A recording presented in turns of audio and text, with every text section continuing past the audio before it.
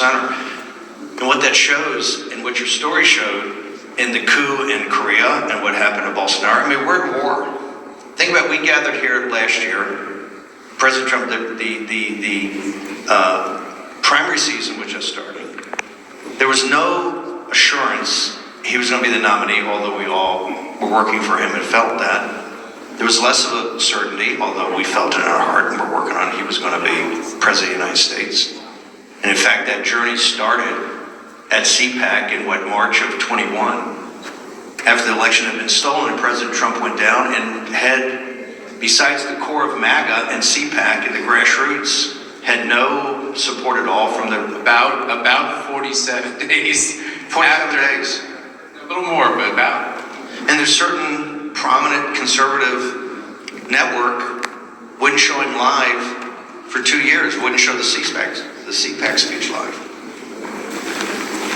Remember, if Donald Trump did not win on November 5th, they were going to drop a superseding indictment the next day.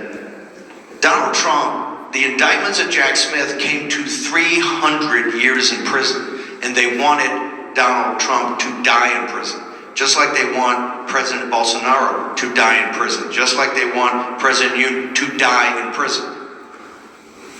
The stakes we're playing, look, we couldn't be playing for higher stakes. And they don't think they've lost yet. The deep state, the administrative state, what's happening in this very city. Next door we have 600 volunteers who are the tip of the spear of the precinct strategy and getting out the vote. And they're geared up. Why are they here a day early for CPAC, which is their big annual gathering? They understand we're still at war. This story is far from over. They indicted one of the best men in this world yesterday in Brazil on nothing, to send him to prison to die. Just like they want Trump to die, just like the Chinese Communist Party wants you to die. And this is far from over. Yes, we've had days of thunder, and it's amazing. And every day there are 10 or 12 things, and we're on offense all the time. But they've got the judges, they've got courts, they still have immense power, they still have the media, they have all these global billionaires. And if you look at our partners, you look at the parties and the politicians and the youth and the grassroots movement throughout the world, Europe, South America, Central America, Asia, it's now our time, and this is when it's going to be the hardest.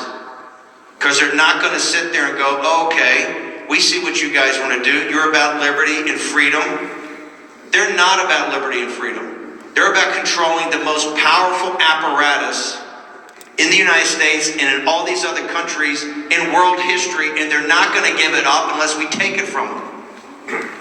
And when we take it from them, we then have to execute on that to make sure we deliver on the promise of liberty and freedom. And that is a grind every day of the week. That's why I'm proud to be here at CPAC. And I'm proud to see the people that come consistently.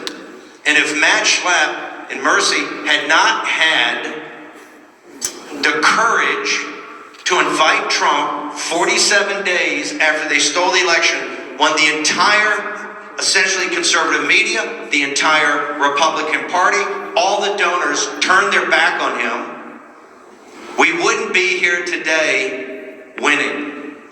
But we are far from victory. November 5th is just another day for them. Every day it's a struggle. And if you want to see what the stakes are, you look at an individual that's one of the finest men in this world, and you think they learned the lesson from Trump? No, here's the lesson they learned. Get him in jail. Because the only way we're going to win if we imprison him. That raises the stakes.